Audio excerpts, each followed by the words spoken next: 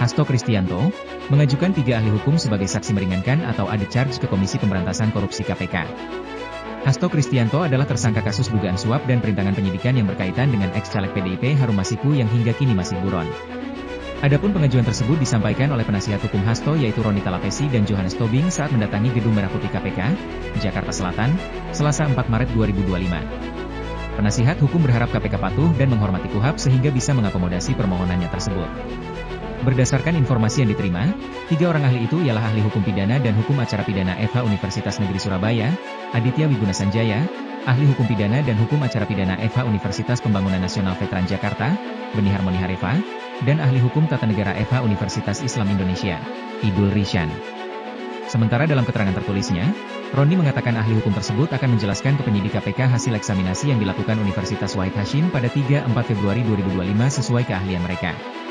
Roni mengatakan, ahli pidana akan menjelaskan tentang persoalan mendasar penyidikan KPK dalam kasus dugaan suap yang melenceng dari putusan pengadilan yang telah berkekuatan hukum tetap. Pada putusan tersebut, kata dia, tidak ditemukan keterlibatan Hasto sebagai pelaku.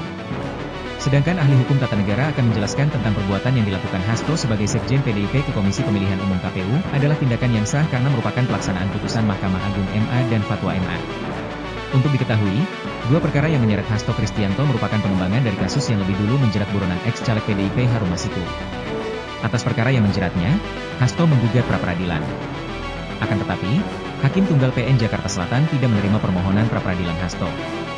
Alhasil KPK menahan Hasto pada Kamis, 20 Februari 2025. Saat ini dia sedang berada dalam rutan KPK cabang Gedung Merah Putih. Hasto tidak menyerah. Ia kemudian mengajukan gugatan pra-peradilan jilid kedua. Untuk pra-peradilan kasus suap digelar Senin, 10 Maret 2025.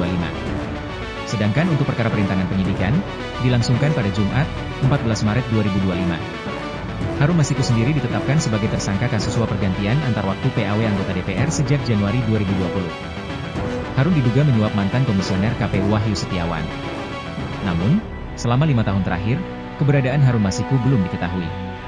Pada akhir 2024, KPK menetapkan Sekjen PDIP Hasto dan pengacara Doni Tri Istiqomah sebagai tersangka baru dalam kasus ini.